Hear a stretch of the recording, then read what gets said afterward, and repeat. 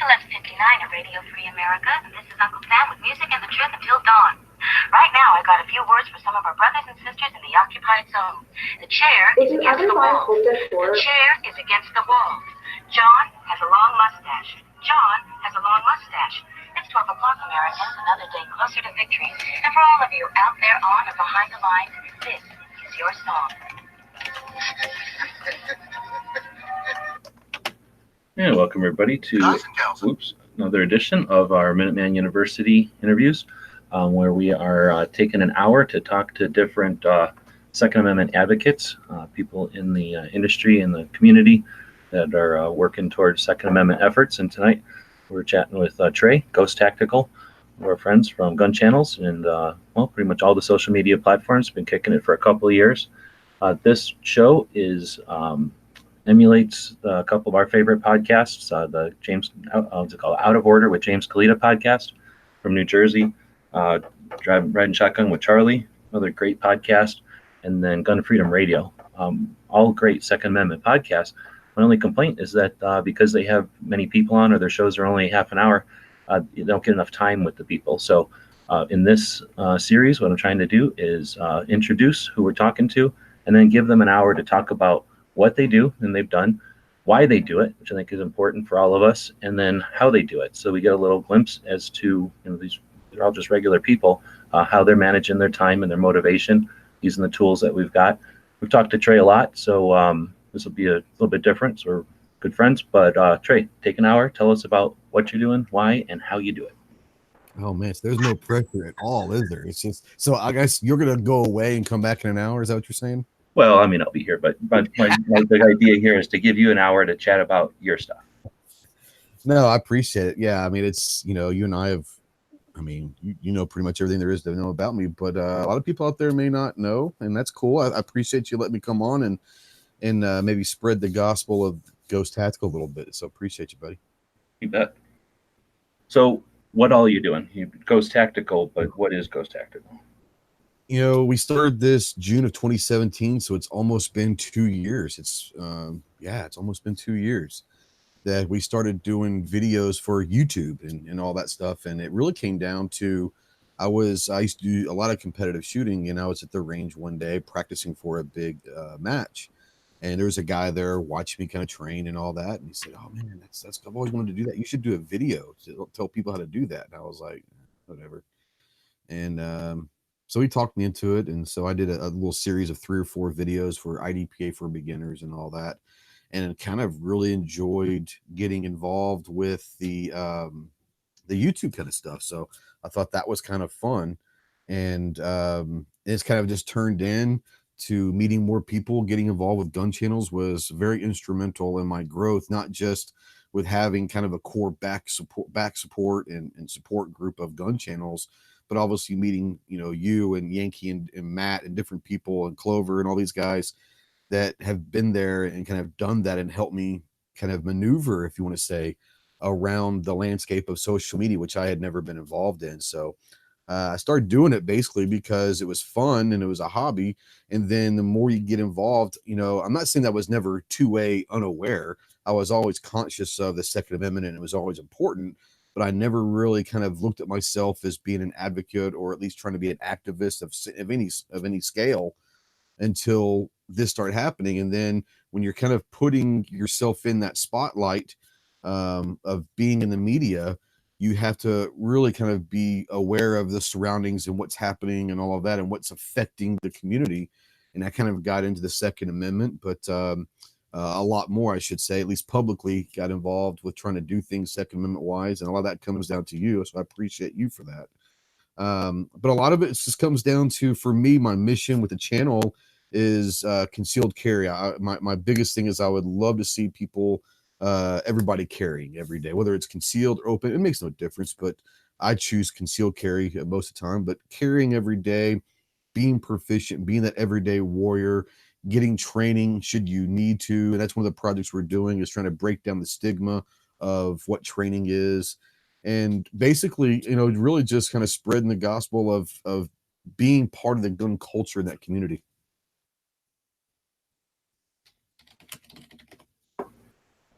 Right on. So when you talked about getting encouraged to create a video to explain the shootings, was that something you'd already been watching YouTube and knew what that was involved, or was that a new challenge or something new to delve into? Well, I mean, I had watched YouTube before, and I probably watched the same ones that everyone else would watch. Military Arms and Such and Yankee and you and all them. But I watched them, but I never even thought about the concept of doing it myself, if that makes any sense at all. So it was definitely new. It was just literally one of those things where I literally turned my cell phone on, and my first video was terrible. It's a selfie and all that, but that's one of my bigger videos still to this day. Go figure. I get emails weekly, people emailing me and all of that and commenting, "Hey, thanks. These videos have really helped." So that's just testament right there that for anyone out there that's looking to turn that camera on, the quality as far as having these big flashy cameras and a tripod and all that, they have to be there or no one's going to watch it is false. Because like I said, the very first video I did, I literally held my camera up on a cell phone at the range and kind of went through my gear of what I take to a competition shoot. And I still to this very day, 2 years later, get comments and emails literally every week thanking me for the information. So yeah, it was definitely new for me. So we're getting a bunch of questions. I'm going to ask one of my own first, though, since you mentioned you weren't really doing the social media stuff. So you mentioned watching YouTube. I don't think a lot of people think of that as social media because it's just the largest platform to watch videos. So I think people just consider that almost just using the internet, right? So as far as like the other things, obviously I'm going to say you mastered them at this point. You've got a presence in all of them, and you use them to an extent. All of that came around after the fact once you started a channel, or had you been on Instagram and other things first? No, I literally I literally did that video. I had a YouTube channel back in like 2007, 8, 9. And basically what that was my daughter played travel softball and traveled all over the country and all that. And for you that know me, my wife's Japanese, so her family's over in Okinawa. And so my wife would videotape all of my daughter's games while she was growing up. And I'd make like highlight reels of these different tournaments. And I'd make a little video and put them on this YouTube channel for my wife's family over in Japan to kind of keep up with my daughter. So if you want to call that, I mean, it was literally just to put them on there for them to be able to keep up with my daughter when she was growing up playing sports, softball, basketball, track, and all that. But as far as actually being a content creator of actually doing produced stuff and all that, no, I that literally came after I shot the first video. I was like, okay, well, if I'm going to do this, what's my channel name going to be? And my nickname and call sign, whatever you want to call it, in the Marines was Ghost. And so I just called it Ghost Tactical. Well, you just covered a question that came up on the gun channel side earlier from Pete, was asking where you got the name. Or wait, who was asking? Somebody asked where you got the name. And then Pete was asking, what'd you do in the Marines? I worked in a unit called First SRIG, which was First Surveillance Reconnaissance Intelligence Group. And it was an intelligence community-based unit. We had us. It was Force Recon, Anglico. Then you had the 11th, 13th, and 15th Marine Expeditionary Unit were all under SRIG's banner. Now SRIG no longer exists. It's part of Marine Special Ops, MARSOC, they call it now. But back when I was in, it was called First SRIG, Surveillance Reconnaissance Intelligence Group. So then where did Ghost come from? Do we know where it came from? I mean, that's where the nickname. What's that? I was asking where the nickname came from in the Marines. Yeah, it was one of those where I was 19 and I was with my very first unit, which was at that time it was called First Combat Assault Battalion. Excuse me. And I was always a good athlete. I was always fast. And obviously I don't tan very much. I'm Irish, so I kind of burn and peel. Burn and peel is kind of an evolving thing. But no, I don't know if it was because I was really pale or something, but I was always fast and could get in and out and move quickly. And when the guy said, "Man, the dude moves like a ghost," and the ghost just kind of stuck when I was over in Okinawa. And we rarely get to pick our nicknames. So no. I mean, if you pick your nickname, it's not really a nickname, is it? that's a really good point. Yeah, exactly. You go around saying, "Hey, call me Knives, call me Knives, call me Knives." You know, you're going to be called like mashed potatoes or something. Clover out there is being funny on the YouTube side. So I dressed up for you. He's making fun of me, so I dressed up for you. I hope that. No, I'm at work, so that's why I'm kind of dressed up still. Right on. So, actually, we're not getting any questions. There's a lot of chatter on the YouTube side, but there's questions on the gun channel side. Question from David is, why is concealed carry so important of an avenue for Ghost? Why is concealed carry so important? I truly believe that concealed carry is the essence, in my opinion, and everyone has their own reasons why they feel strongly support the Second Amendment. But for me, the concealed carry side of things is the true essence of being that what they called back then a well-regulated militia, which I interpret. I'm not saying this is how it was meant to be, but I interpret a well-armed, well-trained citizen. Okay, and so back then, the word militia meant the citizenry. So I think that someone who is proficient, trained, and well armed and as a citizen is our first line of defense in society towards evil. So for me, that's why concealed carry is so important. Right on. See, I don't know how to take this one because we've chatted a lot. So to keep it on the what topic, Okay. you've got the channel, of course, but then you've got projects. You alluded to the training, Project Training Day. You've got the podcast. You've got the drill of the month. You're probably missing some here. How do you come up with these, and how do you juggle them and prioritize? Has it been an evolution, or is it a plan? It it's more of an evolution. I wanted to start when I started drill the month, for instance. That was in late 2017, maybe October-ish of 2017, is maybe 6 months or so after I started. I wanted to come up with a concept about doing range drills because I love going to the range, and for me, being proficient is key. So I wanted to maybe catalog, and honestly, God, it didn't start out this way. I just thought it'd be fun to give people more of a competition. Maybe if you throw a competition at someone, like me, I'm the ultimate competitor guy. I'll cut your throat if I can beat you in marbles or checkers. I mean, I'm that guy. So competition, if someone throws a competition at me, I'm ready to go. So I thought if we start doing maybe a competition to where it gets people out to the range and shooting, and make it small, short drills to where it's not going to take forever. You know, you can do it in one magazine or whatever. It's something that's quick and short, but it's also working on a specific skill. That's where it kind of started, and it evolved. At least the drill of the month evolved into wanting to create a catalog, and it kind of corresponds in with training. I'm a big proponent of training and getting education. I'm not saying the tactical stuff. There's all sorts of different training that you can go to, but going to have someone help you with a skill.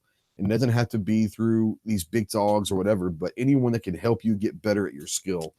But anyways, so I wanted to provide a catalog of free, simple drills that if somebody was to look for good drills to get them better at a specific task or just overall proficiency as a marksman, I wanted to give them a catalog that they could go to, print out targets on 8.5 by 11, nothing these big crazy ones. Everything's on 8.5 by 11 sheet of paper.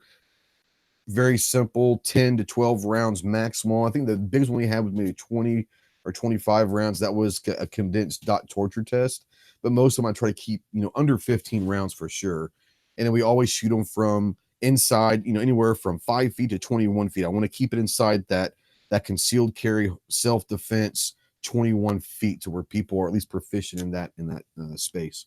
So that's kind of where it's evolved into, is trying to give everyone a free catalog of drills and targets to utilize to hopefully help them one day.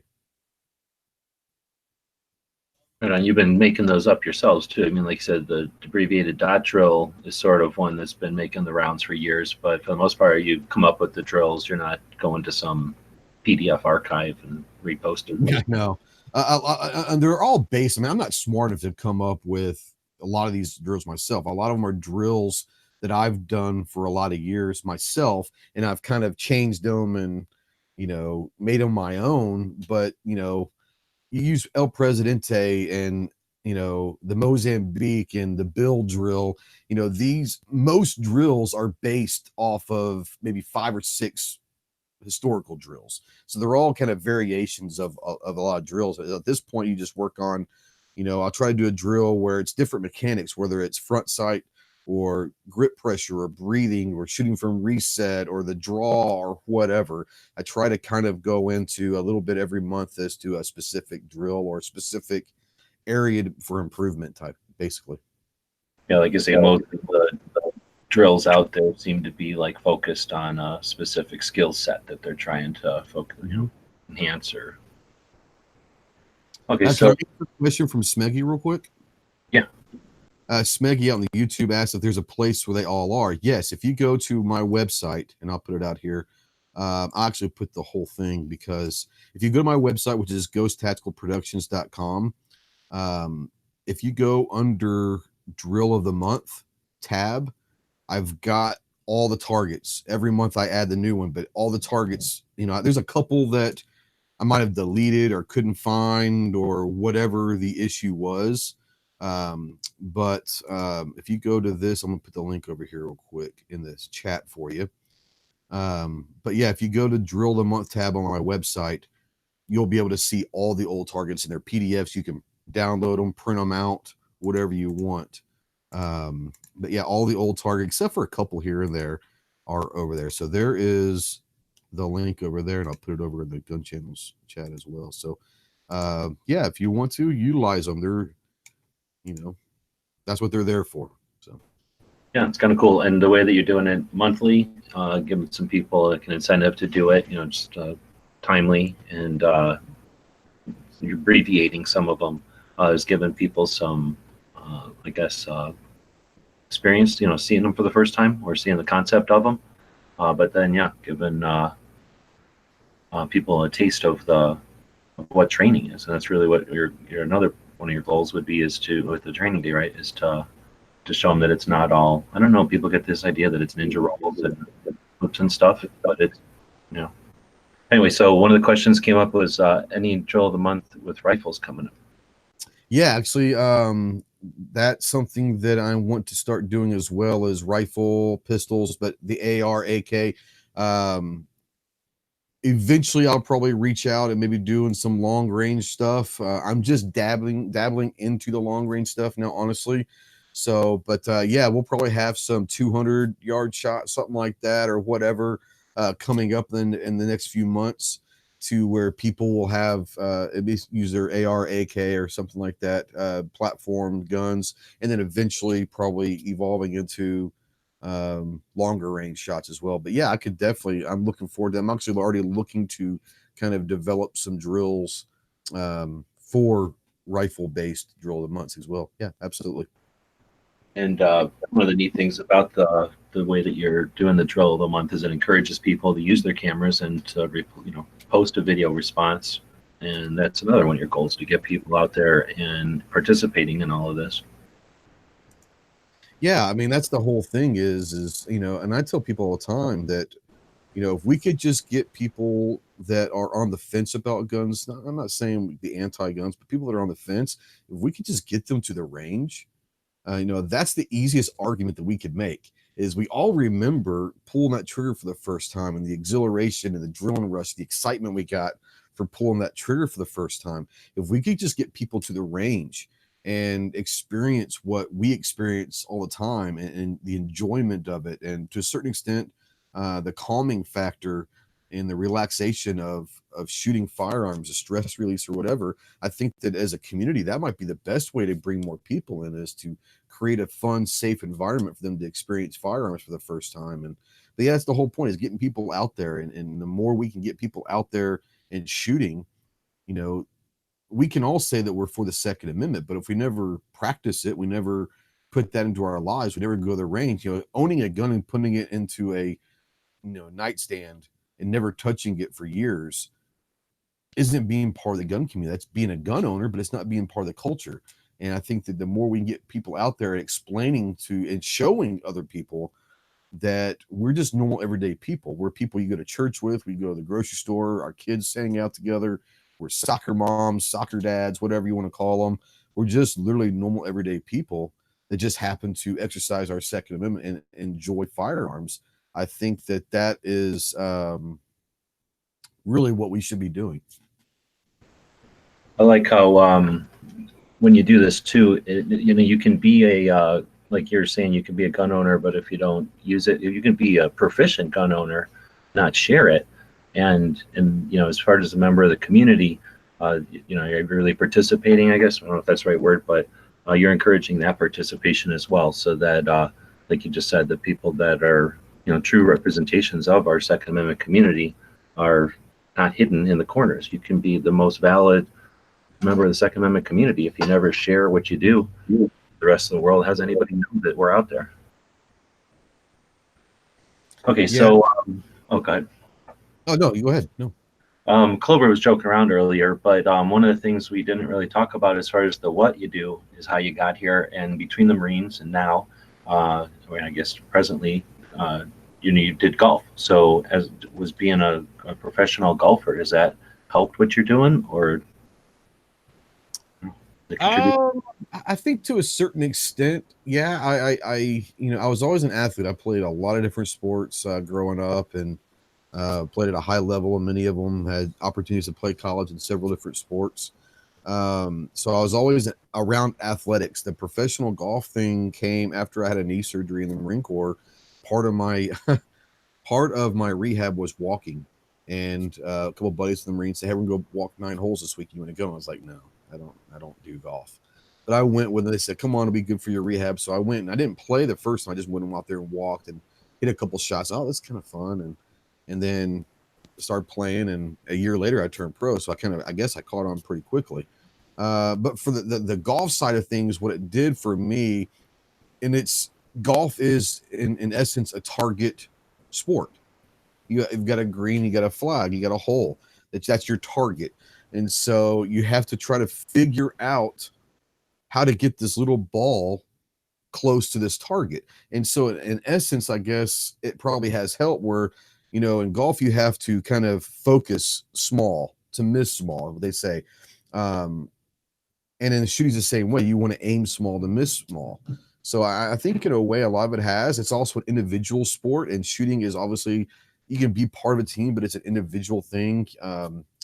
So for me, I don't know if it really played a whole lot into it, but it did help me. The focusing that you had to do playing golf at a high level and shooting are probably the same. You had to be able to focus on small targets. So I guess in a way that probably did.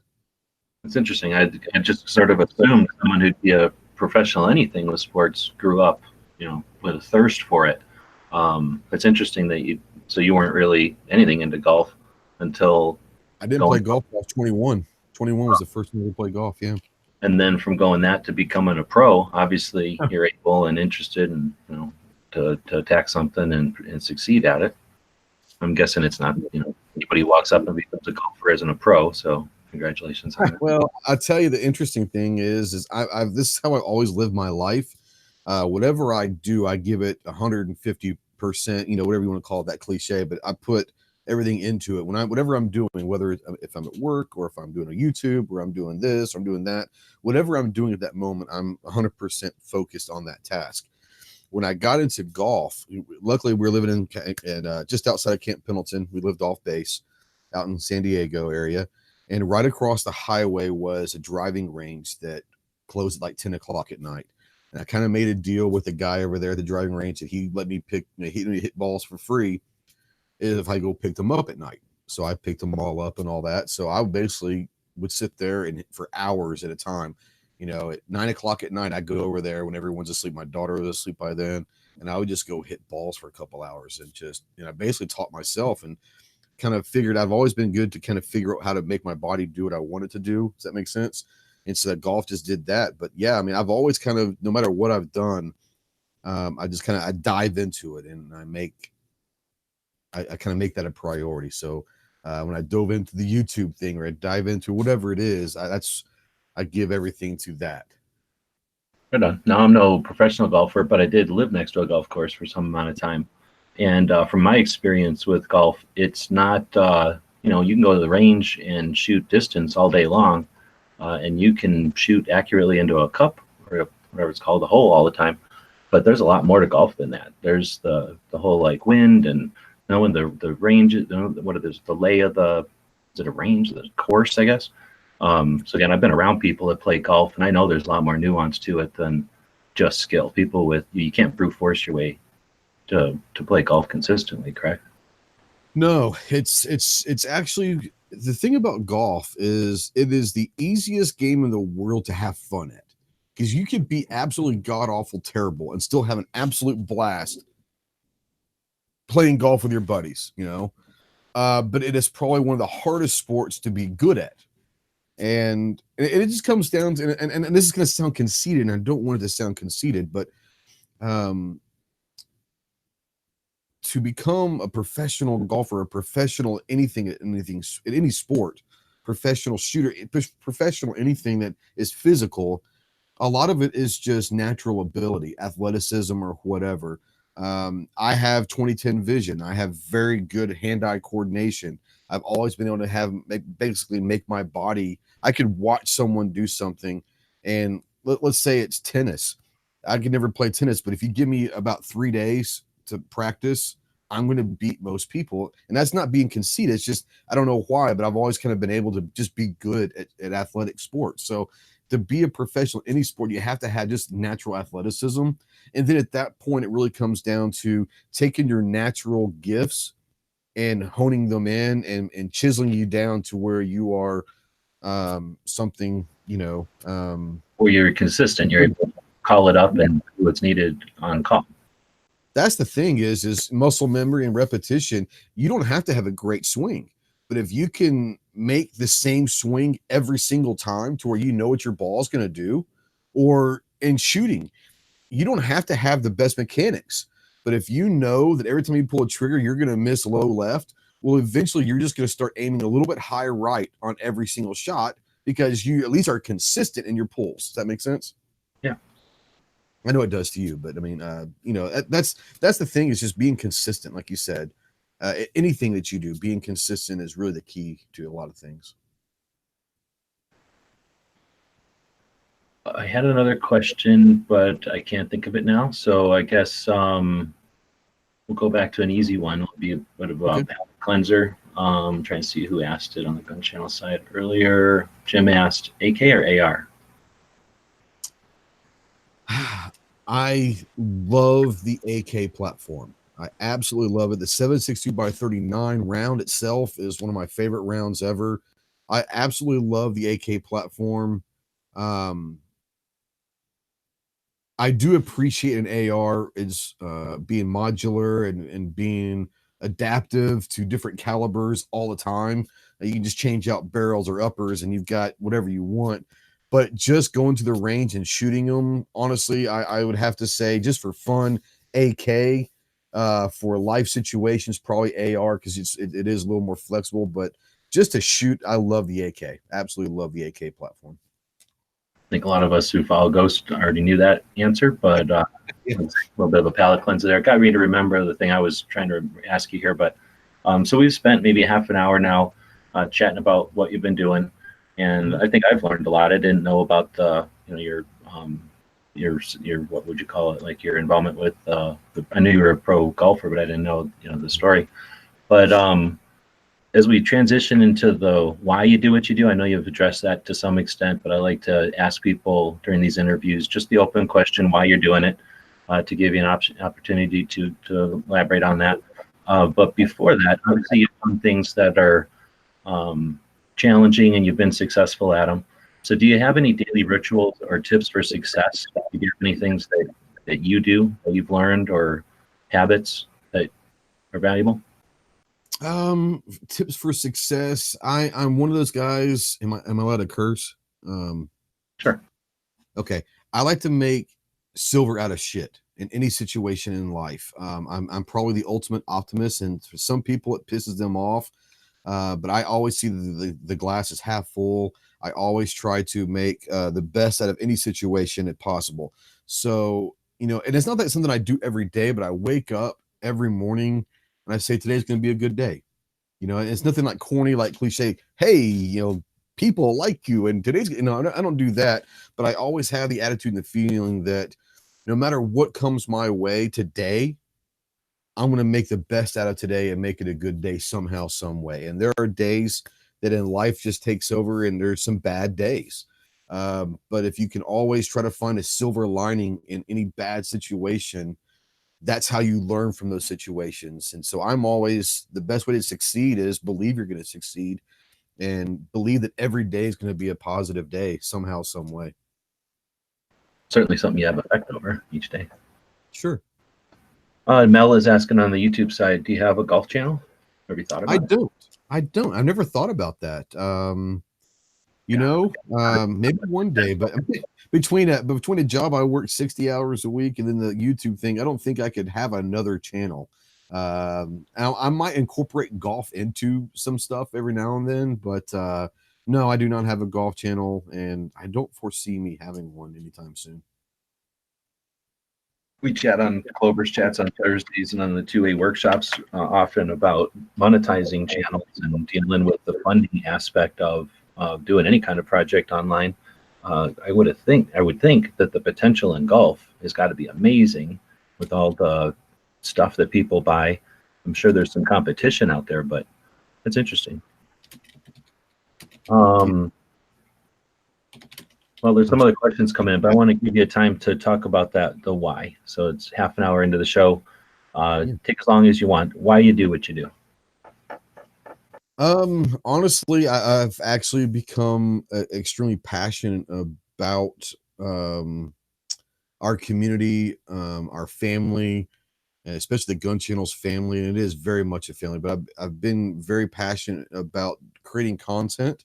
Like I said, when I kind of decide to do something, I'm one of those that kind of just goes all in with it and really enjoys. For me, and Clover makes fun of me all the time, saying that I'm the only person he knows that actually enjoys editing videos. I actually enjoy editing videos because I'm not an artistic person at all. I can literally mess up a circle and a stick figure. But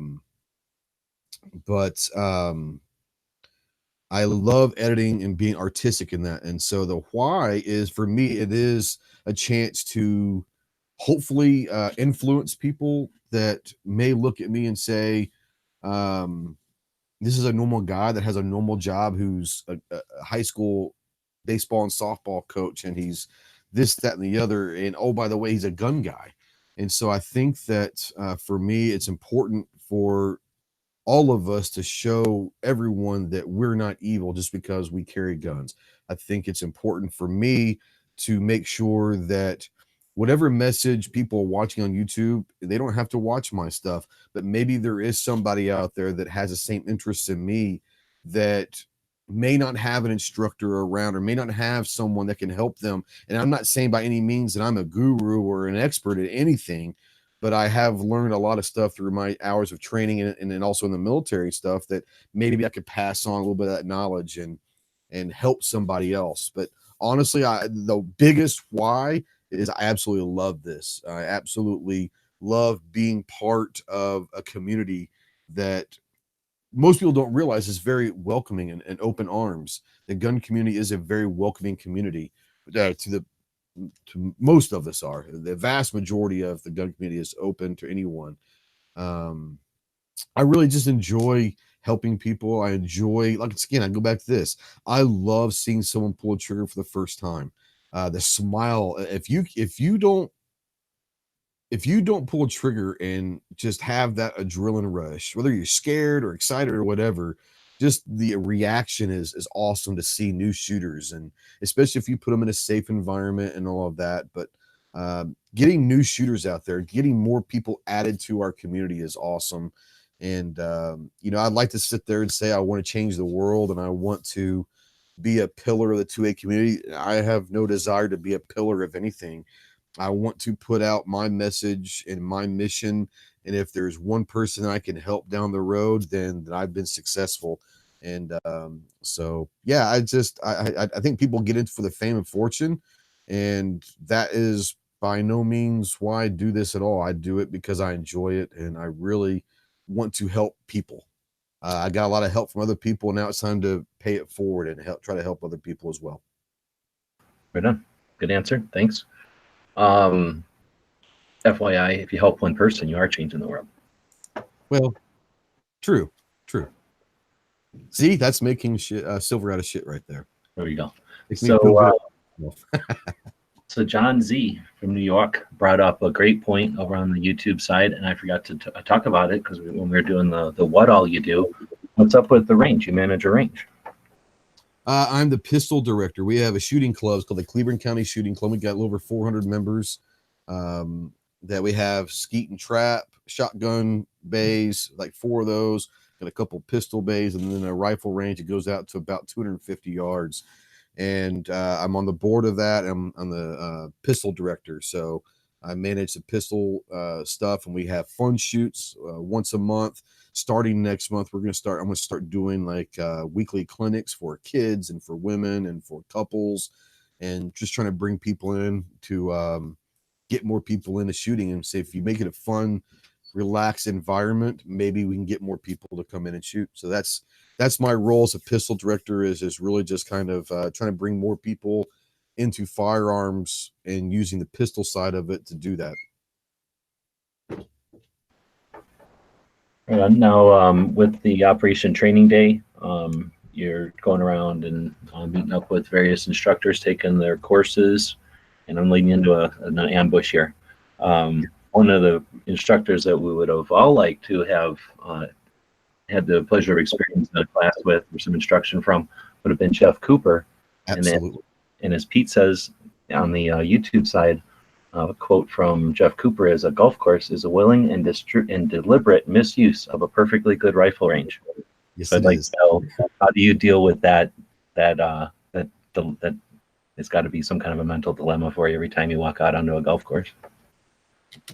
I absolutely understand that a golf course, the golf course that I run here is about 110 acres, and that's a lot of cool shooting stuff we can utilize this range for. So yeah, I'm very aware that a golf course is a waste of land, but it is what it is.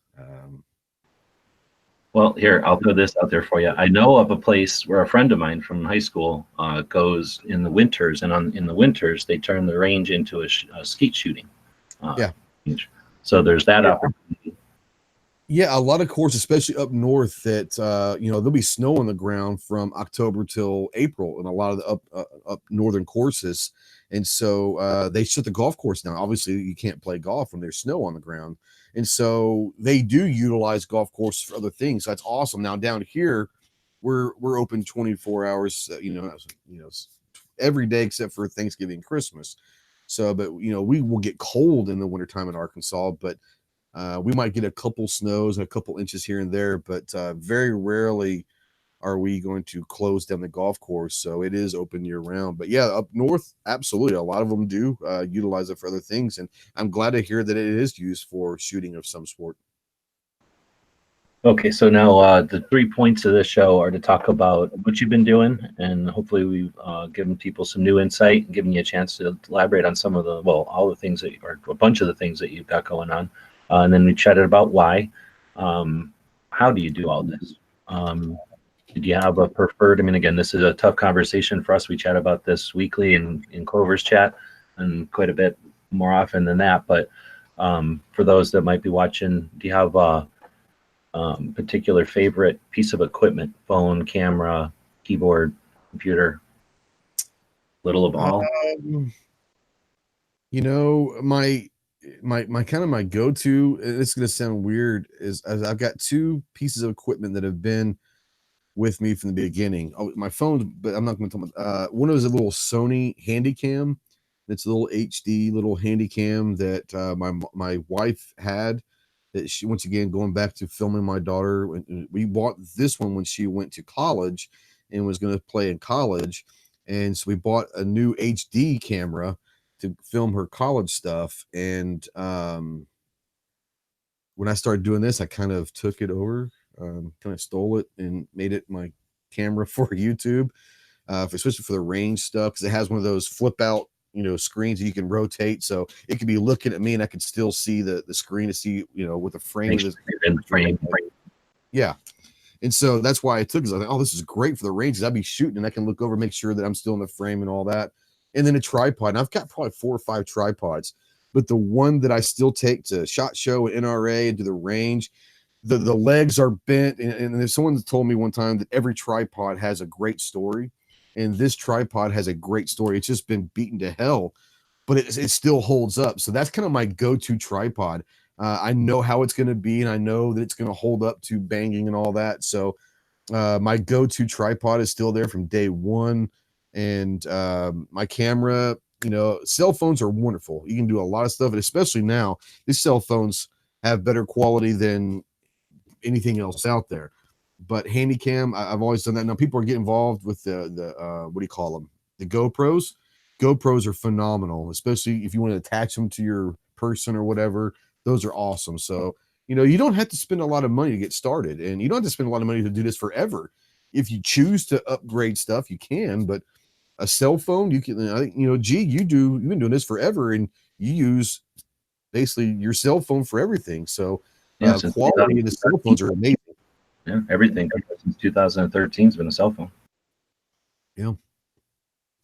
So we talk a lot about what we're doing. So I'm going to cheat a little bit and ask a different question that I don't get an opportunity to ask when I'm chatting with somebody who I don't chat with so often. So if you have $1 million or some kind of credit card or a sugar mama or what's it called, a angel investor, what piece of equipment is out there that you're not even considering, but yeah, I'd play with it if someone I could get it with, no effort and just had it here to play with. For like content stuff? Yeah, content creation. What kind of tools would be like the ultimate? Oh man, there's probably 2 of them. I'd love to get one of those high dollar, $10,000. Well, I think the JVC is the one that I see a lot, but actual like studio, like news camera type stuff. I mean, that would be badass. Like the TV station's going to bring out and do coverage of her. Yeah, because you're talking maybe like 2,000 or 3,000 frames per second. So you can really do some awesome slow-mo stuff. That's what I would do, is do something for slow motion. A really cool camera that would do really awesome, like actually slow down and see the projectile leaving the muzzle. I mean, that kind of a slow-mo would be cool. And then for the podcasting, I've seen them out there. They cost quite a bit of money, but you've got like these podcasting setups where you basically, if you have the money, you can buy like a professional radio station studio type podcasting thing where you've got 3 or 4 headsets and microphones and the soundboard and this, that, and the other. I think that would be really awesome to get both of those, because they're a lot of money, but they're not absorbently out of mind reach. It's just I don't have the money for them, but I think you probably get both of them for 10 or 15,000 each. So, for less than 50,000, I could be set up in a dream world for me, Right on. Now, the high speed stuff, that's not usually your cameras like what a TV crew is going to have. Those things look different. They look more like a piece of machinery with a lens sticking out the front. The ones I've seen. Yeah, and there's one that I saw a guy. I watch a lot of stuff on YouTube that's not gun related. I watch a lot of entrepreneurial and tech stuff, and this guy has one that was like $150,000, but it went down to 10,000 frames per second. If I had 150 grand, like you said, if you premise I have $1 million, then yeah, I'd go buy that $150,000 camera probably just for slow motion stuff. 10,000 frames per second would be awesome. Just FYI too, a lot of the channels that start or that do high speed stuff now, that's a big aspect, or they do it in all. they started out renting those things because most companies, you know, let's say you got like a printing press. That's what most of those applications are. You've got some kind of machinery that runs at high speed, and you need to film and see where a glitch is happening or see if something's tuned right. They'll rent one of these cameras. It costs, like you say, like just a ton of money. They'll rent them for an afternoon or for 2 days. So yeah, these channels will just rent them, do their video footage, and a couple of them basically started getting kind of a relationship going with the rental places because they're the best. You know, I mean, anybody can look at a high-speed printing press. It's not really all that awesome, but watching, like you say, a projectile come out of a barrel, that's super impressive. It shows the capability of their machines and stuff.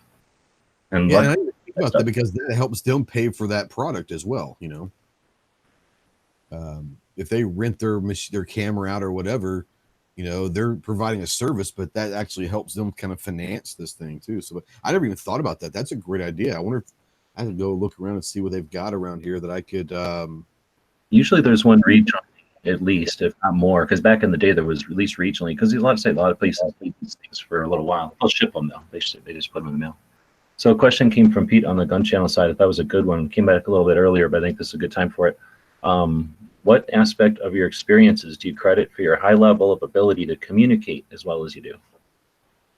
Oh man, I just talk. I don't know.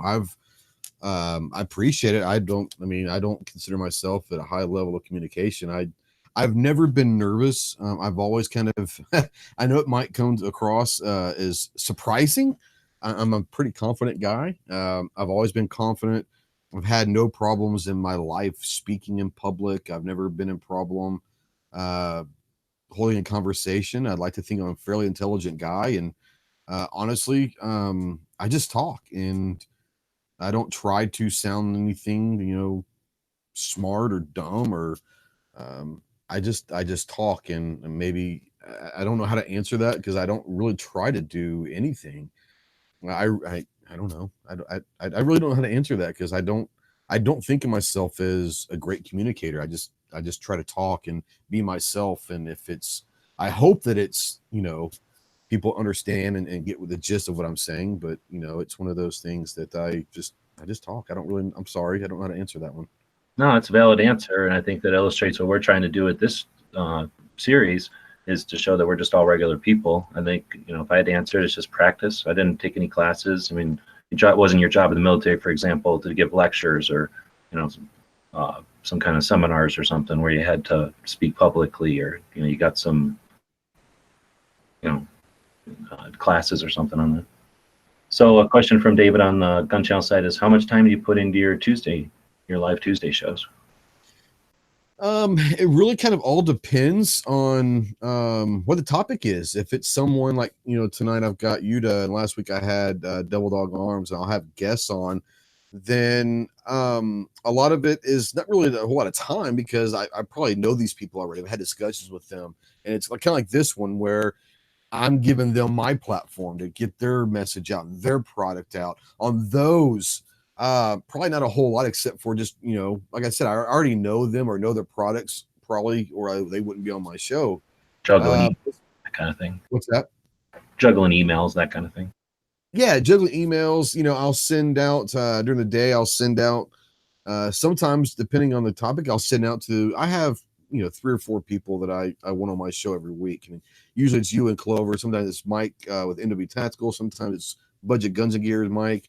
But I try to keep it to where it's like, you know, 3 or 4 because the conversation can run. But so every now and then, like, as you know, I'll send out an email. Hey, tonight's topic's going to be this. I'll make sure I send links out ahead of time. But most of the time, I would say an hour to an hour and a half prior to showtime, which I had to do earlier today because of this. I'd be in prep time right now. And it's really, if it's on a topic that's kind of controversial or something like that, I'll make sure that I go and read articles and try to get my background. And, you know, most of the stuff is stuff that I'm interested in, know a lot, or not know a lot, but I'm already familiar with. So I don't have to put a whole lot. I don't want people to think that I spend hours upon hours. I'm not that guy. But I do probably an hour prior to showtime, hour and a half at most, just making sure that I'm caught up on any updated news, especially if it's a kind of a time sensitive thing. No, I'll reading the chat there. I think. Yeah. Am I popping? No, you're just, it's weird. It's like your time shifted or something. Like your audio and your video are just off by a hair. Just refresh is what I'm going to suggest. I think it's just well, I use OBS. So sometimes the audio and video are off because OBS, it does their little thing. So very well could be the fact that it could be that as well.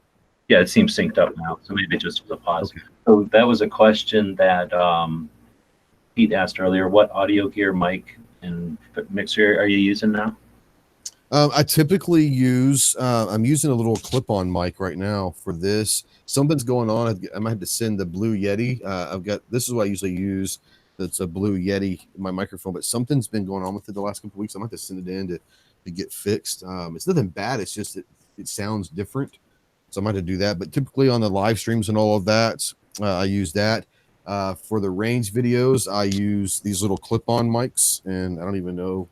I think they're from Boya, Boya, or something like that. I use a lot of their stuff. It's pretty inexpensive stuff, but it's good quality. At least my experiences are.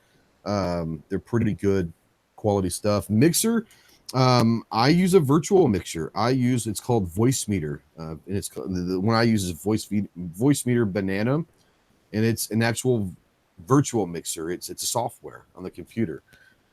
So I use that. Any issues with that? Like, I don't know if the computer has a problem, I guess would be the issue. I mean, yeah. I mean, obviously there are times when the computer just wants to run slower or whatever, so it might take time and all that. But typically, no. I've never had major issues with voice meters, so I've been using it since day one, and I like it. I like it a lot. Is it free? It is free. Yeah, Voice Meter Banana is a free.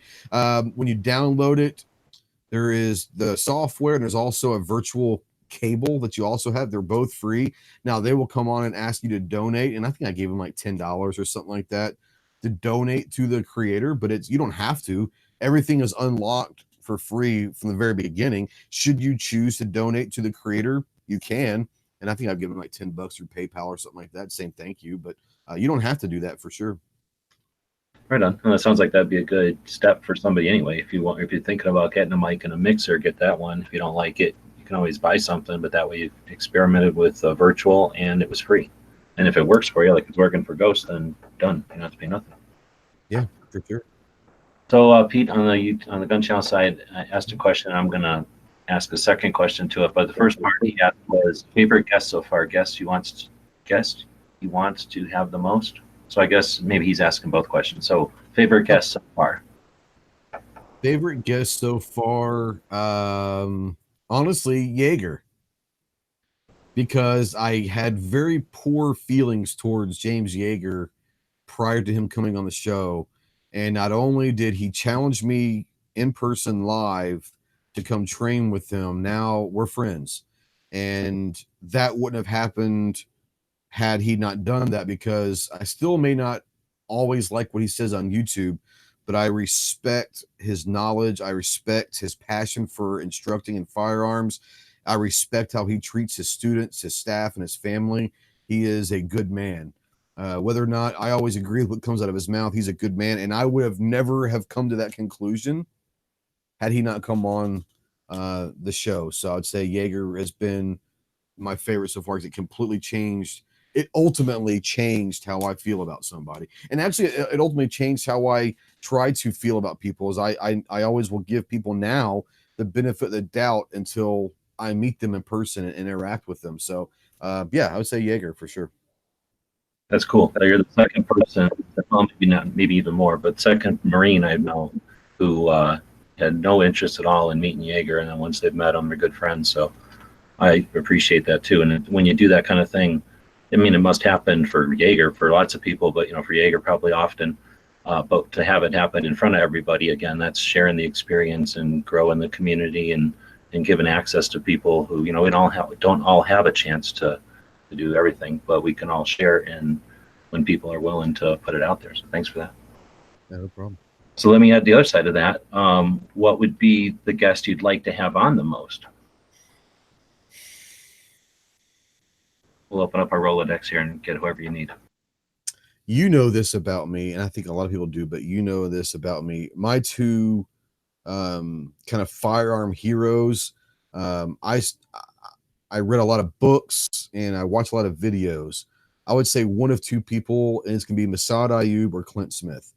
I actually have had a wonderful about an hour and 15-minute conversation with just me and Mike and Clint and Heidi, his wife, at SHOT Show off to the side, just kind of sit there and bullshit for about an hour, over an hour.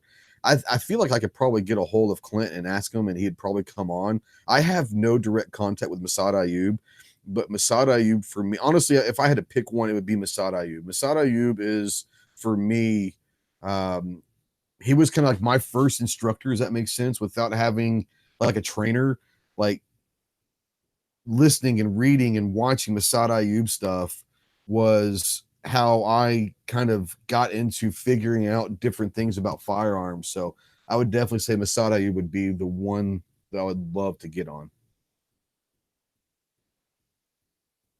Okay, Smeggy. Yes, Smeggy wants me to say him. So yeah, my ultimate guess would be Smeggy. Yeah. So let me just give you this in the side chat, and then we'll keep going. So yeah, appreciate you. That's awesome. Thank you. That actually excites me. So yeah, thank you, man. I appreciate it.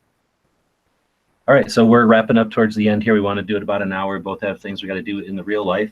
So how do people get a hold of you? Where do they find you? Yeah, you can go to, the easiest way probably is go to the website, ghosttacticalproductions.com, and I have all of my social media links there, podcasting, videos, Instagram, Facebook. Pretty much all of my links are there. But I am on Instagram. I'm on Full 30, Facebook, obviously gun channels. I'm on iHeartRadio, Spotify, iTunes, Stitcher, Podbean. I'm basically anywhere that will allow me to pimp my stuff. I've hoarded myself out to those platforms, so I'm pretty much everywhere that you can be.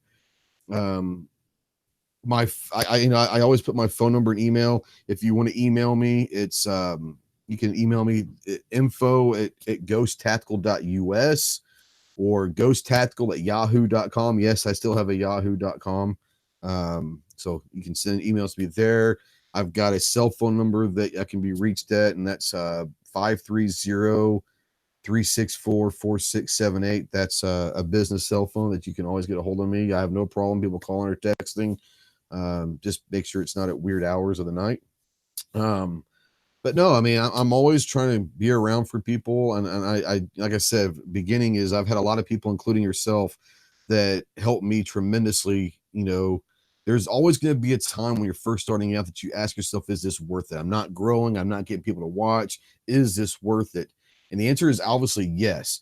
But remember, there's always people out there that have been through it already that can help you maneuver. And G, you're one of those that to this day, you are very instrumental into my believing in myself and staying with it. But understand, if you're out there and you're trying to, there's always someone that's been there. So if you want to ever reach out to myself or any of these other guys, I have no problem. I'd love to help you out any way I can. Not that I know much, but I've been at that 100, 200, 300 sub level where it kind of plateaus for a while and you don't know what the hell you're doing wrong. And maybe, a little bit insight and a little motivation could help. So I'm always around.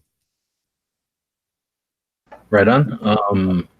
I just noticed we do have a couple of questions. You want to do a quick minute of just real quick questions? Sure. First one from Trucker on the Gun Channel on the YouTube side. Have you thought about holding a training class after you get done with all the travel or the training experiences you have with Training Day? Yeah, I actually I do training at the range that I'm here. I don't publicize it a whole lot. But like I said, I want to start doing weekly clinics. I do fun shoots once a month that Buck Stanley out there, he comes to all the time. We try to put them in real world scenarios, make them have fun shooting steel and falling plates and swinging targets, but they're also learning skills. But yeah, I do. As far as like these big training things, I don't see myself doing that. I'm not that guy. But I do clinics and I will help anyone. If anyone wants to come and shoot with me, let's just have fun. I don't want to call it a training class. If anyone ever is in Arkansas and they want to go shoot, get a hold of me, man. I'll take you to the range and we'll go shoot and I make a day of it. So and that side of it, yeah, I'm open for that anytime you want to do that. But as far as setting up an academy or and all that, I don't see myself doing that ever. No, I leave that to the big boys. I go train with them, and I can pass that knowledge on, but I don't want to be that's too much work for me. David, on the gun channel side, would you ever consider getting into politics, elected office? Actually, I am heavily involved in politics already at the local level. I promised my wife years ago that I would never run for political office. I don't want to put her in that situation, having to be the politician's wife. That being said, I am very involved in the school board, and the local politics. Guitar Man Pete, I'm always here, brother. But local politics, I've gotten a couple of mayors elected, school board members elected. I'm the guy that likes to be, I don't want to be the man. I want to own the man. Does that make sense? I don't want to be the guy in the spotlight. I want to be the one behind the curtain pulling the strings. I want to be the doctor, Wizard of Oz. I want to be that behind the curtain because I can get a lot more done. I was contacted by the state Republican Party a couple months ago to run for state representative for my district. And I was very flattered with that, but I gave them some other names they should look at. Not because I don't want to do it, but like I said, I made a promise to my wife a long time ago that I wouldn't get involved with running for office. So that means something to me that I'm not going to do that to her. Right on. Well, like you said, you can be involved in that running for office. It's it's not they're not mutually exclusive by any means. No. Switching topics, Grandpa Pete, or I think that's going to Grandpa Pete. What do you use to store your videos after you edit them? I've got a bunch of these Toshiba 1 terabyte drives, and I've got them one for I've got one for all sorts of, I've got probably like 6 or 7 of them. One for just regular videos or gun reviews or Operation Training Day or Drill of the Month or just whatever. I store them on these to where they're backed up after backup after backup. So I use an external hard drive. I use, I usually have everything backed up on at least 2 or 3 different levels. So, but yeah, external hard drives for sure. I use Toshiba, and I don't know if they're good or not, but they've always worked for me. Yeah, the best you can hope for is it doesn't fail. So as long as it's working, it works every time. You plug an external, like just a little thing that's the size of a pack of cigarettes, and you plug it in with a USB cord. Yeah.